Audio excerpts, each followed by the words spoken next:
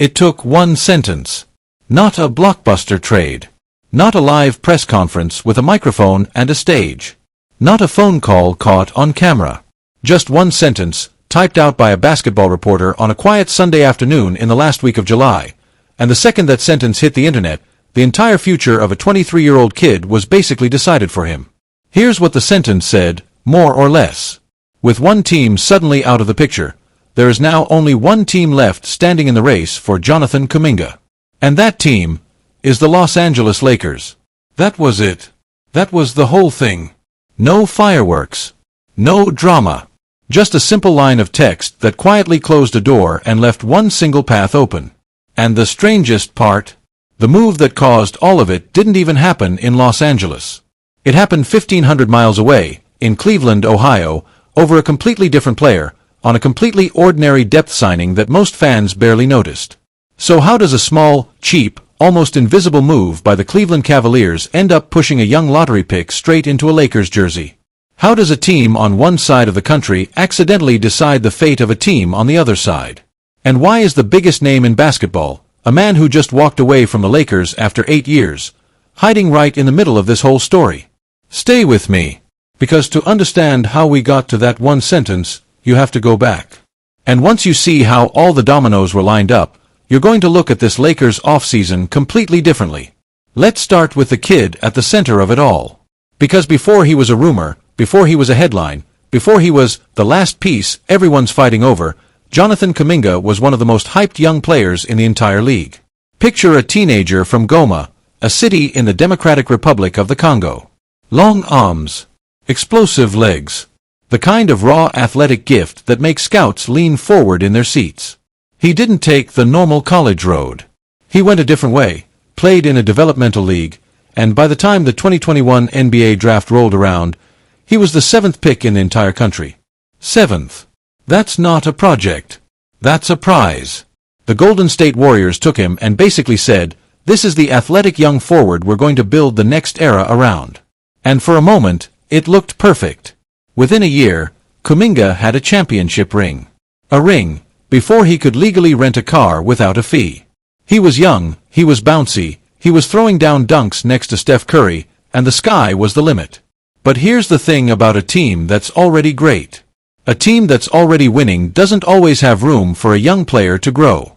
And slowly, quietly, that started to become Kuminga's problem. Because the Warriors kept adding veterans. Kept chasing more titles right now. And every time they brought in another established star, the young kid's minutes got squeezed a little tighter. There was one stretch where the Warriors made a big move for a veteran wing, and almost overnight, Kuminga's playing time dropped.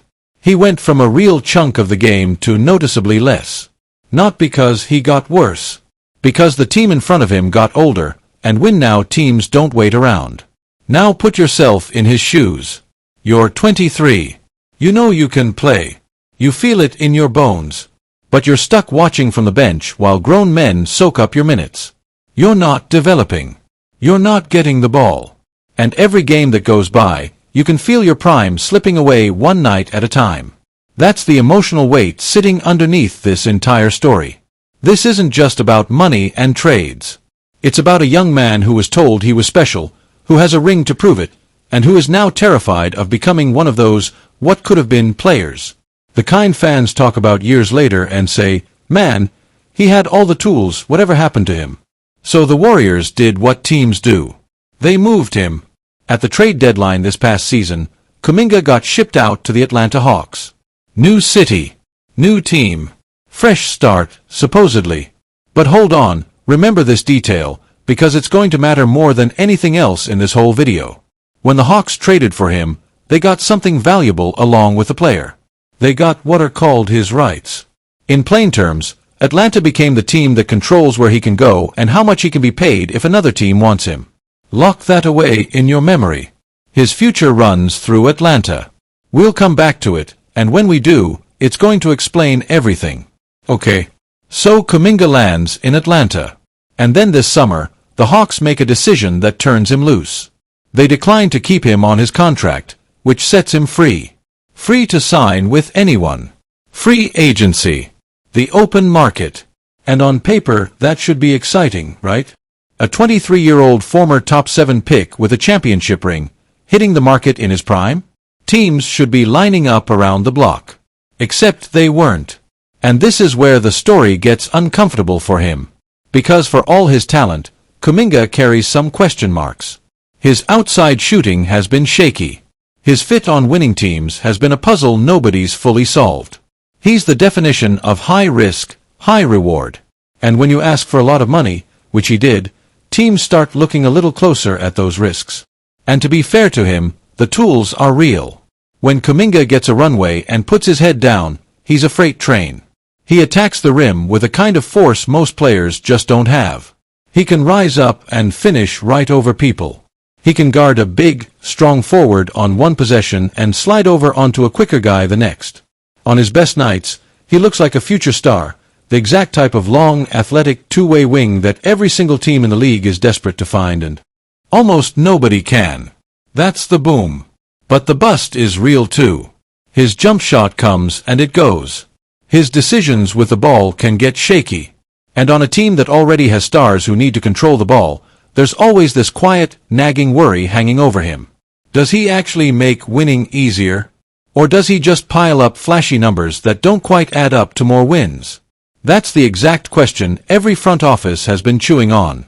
And it's the reason a player this gifted somehow ended up with a suspiciously quiet phone once free agency opened.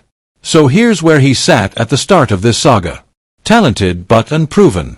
Available but complicated. Wanting big money, but with a market that was suspiciously quiet. He needed a team to believe in him. And really, only two teams seemed to. One of them was the Cleveland Cavaliers. The other was the Los Angeles Lakers. Keep both of those teams in your head, because the next 20 minutes are basically a chess match between them. And whoever blinked, lost. Now, before we get to Cleveland's move, we have to talk about the bomb that went off over the entire league this summer.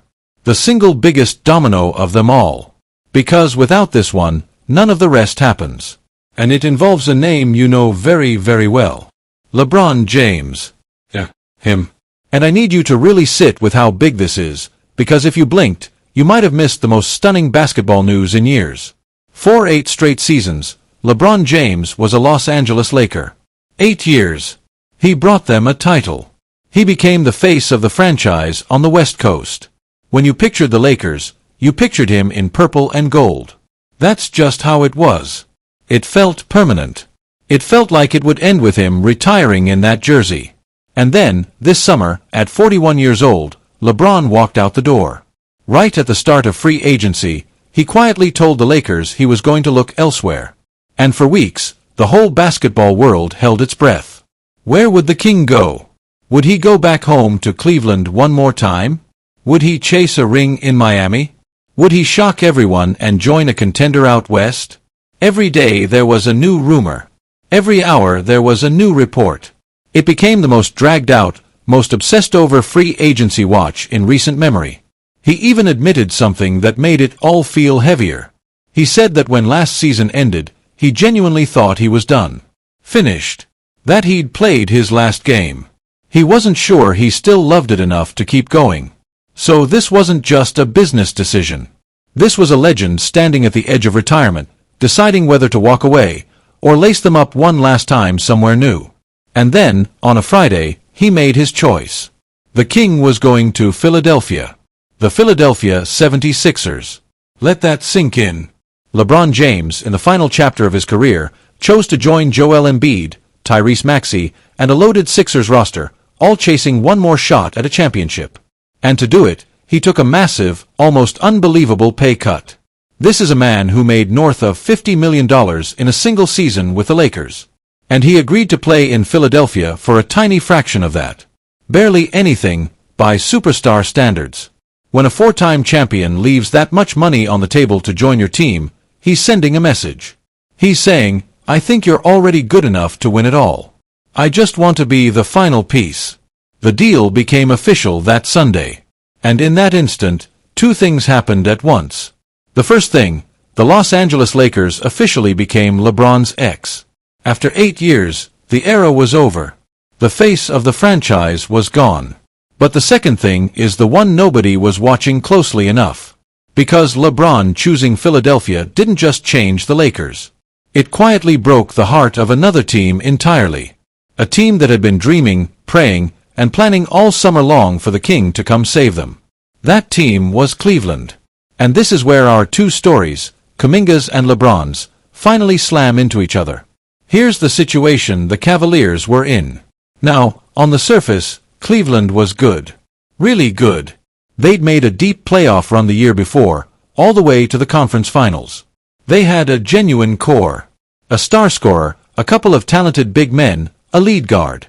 This was not a rebuilding team. This was a team trying to take the final step to the top. But they had one glaring, painful hole. On the wing. The position out on the perimeter where you need long, athletic guys who can defend the other team's best players and knock down shots. And over the summer, Cleveland's wing depth just evaporated. They lost one wing. Then they lost another. And suddenly, this contender had a giant, gaping crater right in the middle of its roster. So Cleveland's front office had a decision to make. And their dream, their absolute best-case fantasy, was to fill that hole with the biggest name available. You already know who that was. LeBron James. A Cleveland reunion. The prodigal son coming home one more time to chase a title with a ready-made contender. It was the perfect story. And the Cavaliers went all in chasing it.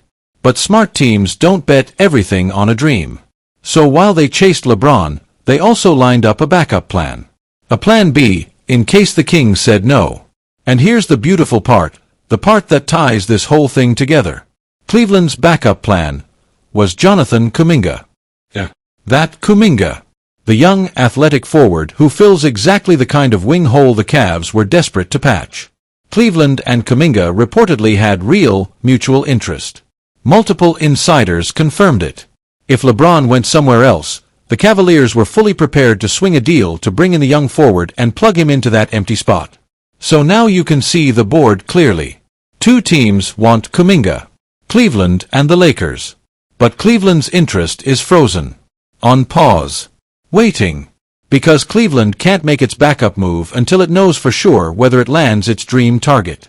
The entire thing is stuck, like a held breath, waiting for one man in a completely different city to make up his mind. And then LeBron picked Philadelphia. The dream died. The Cavaliers' plan A went up in smoke. So what does a team do when its dream falls apart? It moves to plan B, right? Everyone assumed Cleveland would now turn around and go get Kuminga. That's the logical next step. Dream's dead, activate the backup, sign the young forward, fill the hole. Simple. But that's not what happened. And this twist is the entire reason we're here. Because within about 48 hours of losing LeBron, the Cavaliers did make a move on the wing. But it wasn't the move everyone expected. They didn't go get the exciting 23-year-old. They went and signed a 31-year-old you might have completely forgotten about. A player who hadn't even appeared in an NBA game in years. His name is Mario Hezonja. And his story is honestly wild. Rewind about a decade. Hezonja was a top 5 draft pick himself. A big, skilled, hyped European talent that a team took near the very top of the draft, expecting a star. But it just didn't click in the NBA. He bounced around a few teams, never found his footing, put up modest numbers, and then, after one final season, he vanished from the league entirely. As far as the NBA was concerned, he washed out. Gone. But he didn't quit basketball. He went overseas. And over there, on the other side of the world, something clicked. He spent years starring for one of the biggest, most famous clubs in European basketball. He won a major championship over there. And this past season, he was named the most valuable player of one of the best leagues in the world outside the NBA. He was pouring in points, grabbing rebounds, playing the best basketball of his life. The guy who couldn't cut it in America became a king in Europe. So the Cavaliers, needing wing help fast, brought him back. A comeback story. A reclamation project. And here's the number that matters. They signed him for a tiny, tiny amount of money. Pocket change, in NBA terms. Less than $3 million. And I want you to remember that number too, because the size of it is the whole point. Now, at first glance, this looks like a nothing move. A depth signing. A footnote. A team filling a roster spot on the cheap after striking out on the big fish. Most fans scrolled right past it. But the sharpest minds in basketball didn't scroll past it. They stopped cold. Because they understood what it actually meant. Think about it. Cleveland just lost LeBron. Their whole summer collapsed. Their wing spot is still a crater. And their plan B, the guy they had mutual interest with, the young forward with a ring and a ceiling, is still sitting right there, available, waiting. This was the exact moment Cleveland was supposed to pounce on Kuminga. Instead, they spent their cleanest, most valuable open roster spot on a 31-year-old comeback flyer for almost no money. And you don't do that if you're still planning to make a big, expensive swing for a young star. You just don't. And here's the money reason hiding underneath it, because once you see it, Cleveland's choice makes total sense. The Cavaliers were already an expensive team. They had a giant contract tied up in their star scorer. Big money committed to both of their talented big men. A lead guard on a real deal. And on top of all that, they had another important player of their own hitting the market that they badly wanted to keep. Add it all together, and Cleveland was pressed right up against the league's spending limits.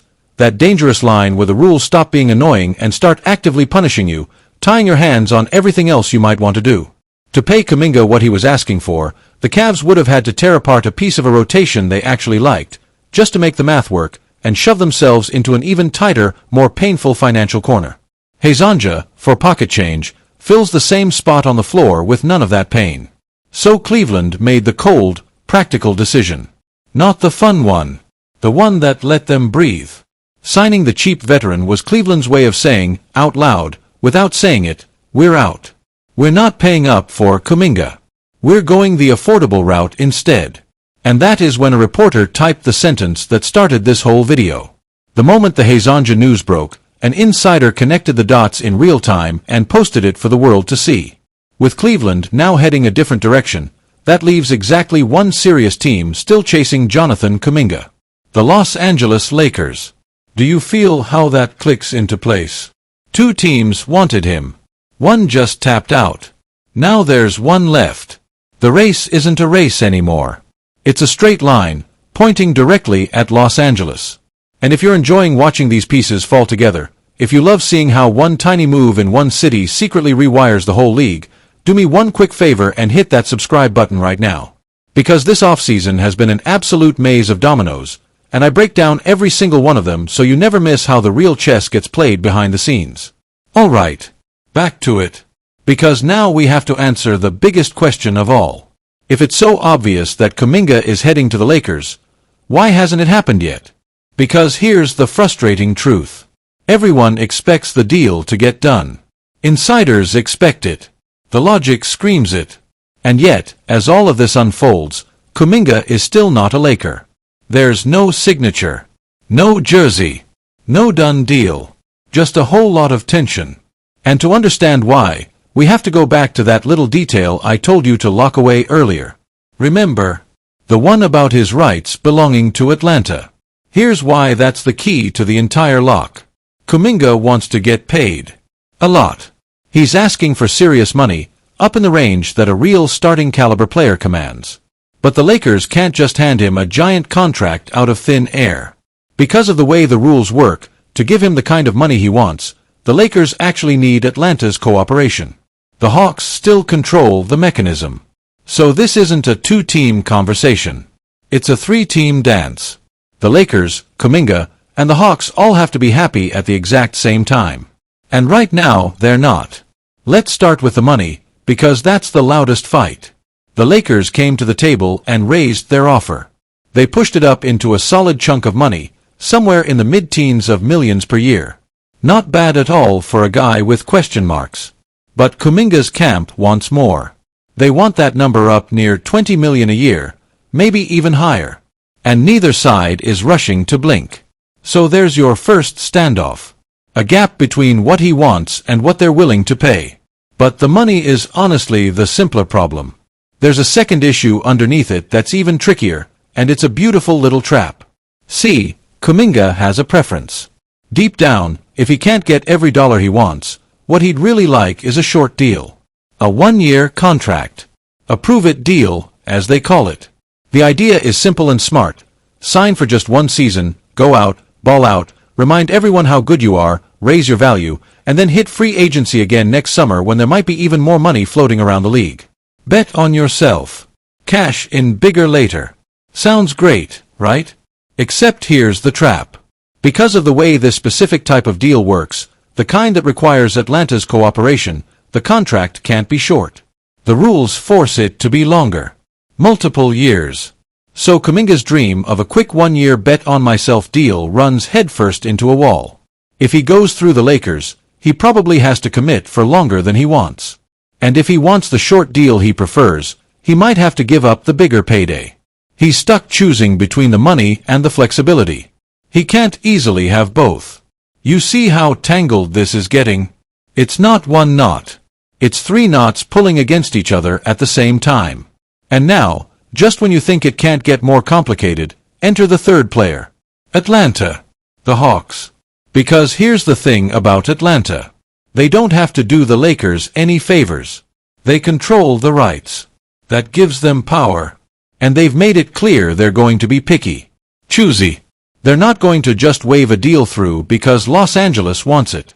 They want to get something good back for their trouble. And that's where the Lakers hit their own painful problem. What do the Lakers even have to offer?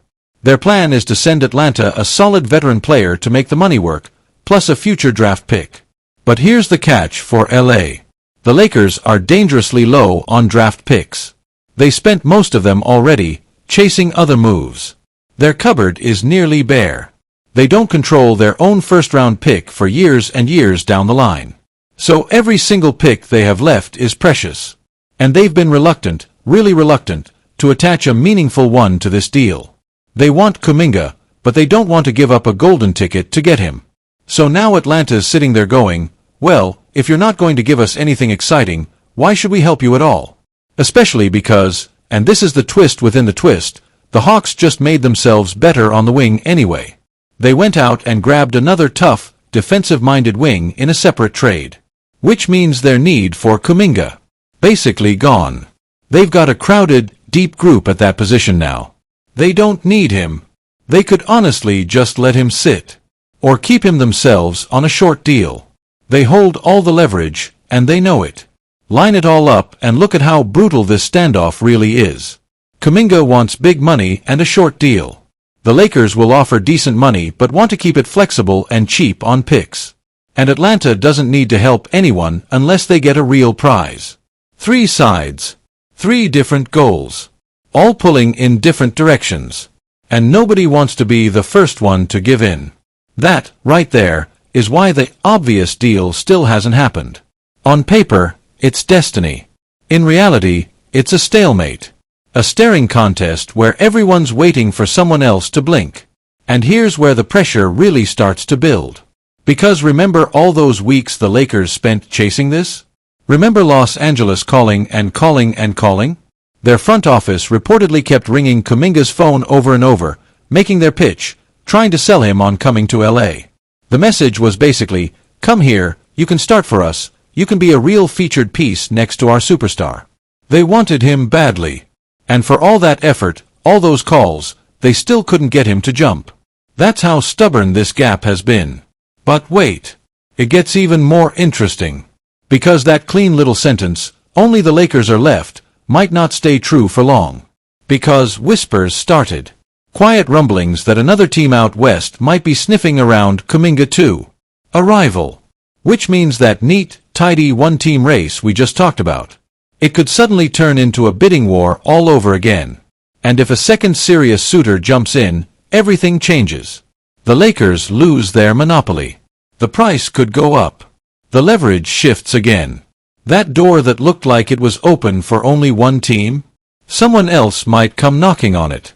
So the Lakers are in a genuinely tense spot. They're the favorite. They're the front-runner. Everyone expects them to land him. But they're not done. And the longer they wait, the more risk creeps in that this thing gets complicated by a rival, or a demand they can't meet, or a Hawks team that just decides to walk away from the table entirely. Now let's zoom out, because I want you to understand why this matters so much to Los Angeles. Why the Lakers are fighting this hard for one young forward. Because it's not just about adding a body. It's about what their whole future looks like. Think about where the Lakers are right now. LeBron is gone. That era is over. So the franchise now belongs to one man. Their brilliant young superstar. One of the best offensive players on the planet. A guy who led the entire league in scoring last season. He is the present and the future. Everything now revolves around him. And the Lakers spent this whole summer completely rebuilding the team around him. They kept his favorite running mate in the backcourt, locking up the guard he loves playing next to. They went out and found him the exact type of big man he'd been asking for, a tall rim-protecting center who can catch lobs and guard the paint. They added shooters. They added ball handlers. They added defenders. Piece by piece, they constructed a roster designed to fit their superstar like a glove, instead of forcing him to share the spotlight with an aging legend. But there was one thing missing. One hole they couldn't quite fill. They needed a young, athletic, do-it-all forward. Someone bouncy. Someone who can defend multiple positions, attack the rim, and grow into something special right alongside their star.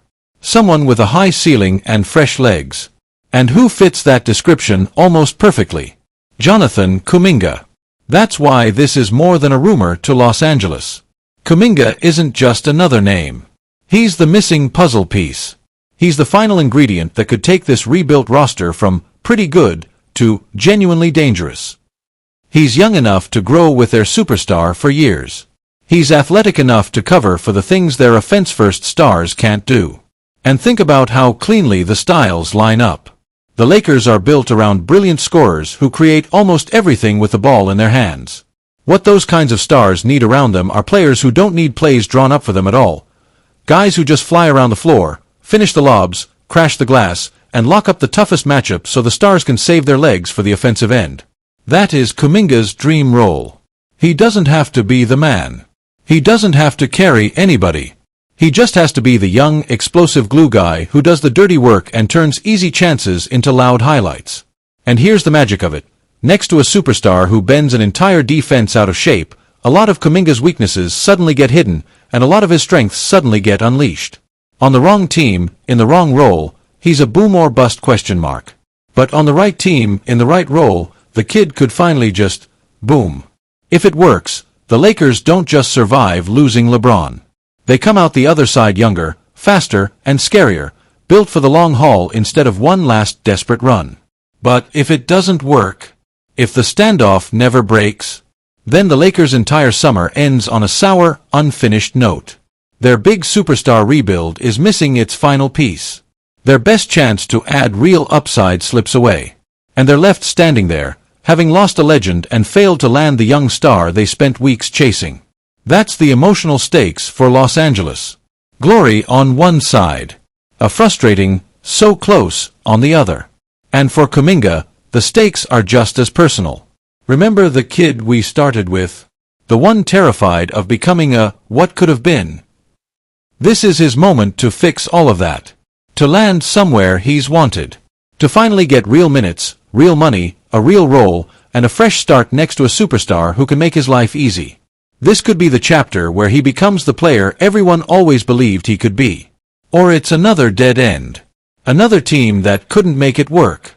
Another year of limbo. Another reason for people to keep asking, whatever happened to that guy? So here we are. Everything hanging in the balance, all traced back to one quiet Sunday. A superstar chose Philadelphia.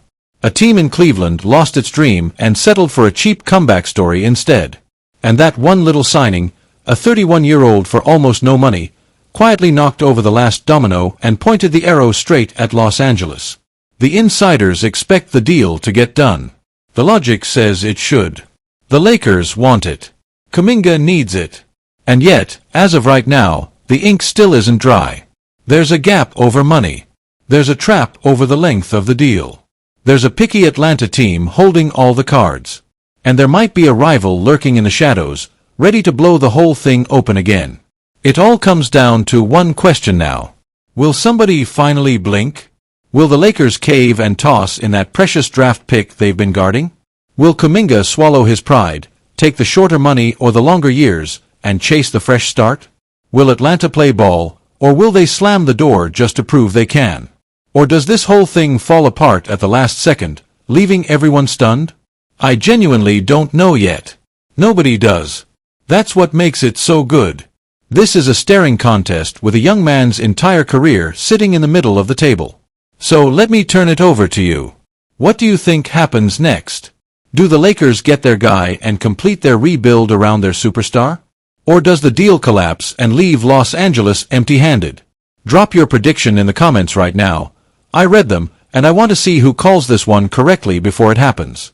And if this breakdown helped you finally understand how one tiny move secretly reshaped this entire offseason, hit that like button and subscribe, because the moment this deal breaks, one way or the other, I'm going to be right back here breaking down exactly what it means, who won, who lost, and what comes next. Because, trust me on this, this story is not over. That one sentence only closed one door. And in this league, the second one door closes, another one is always about to swing wide open.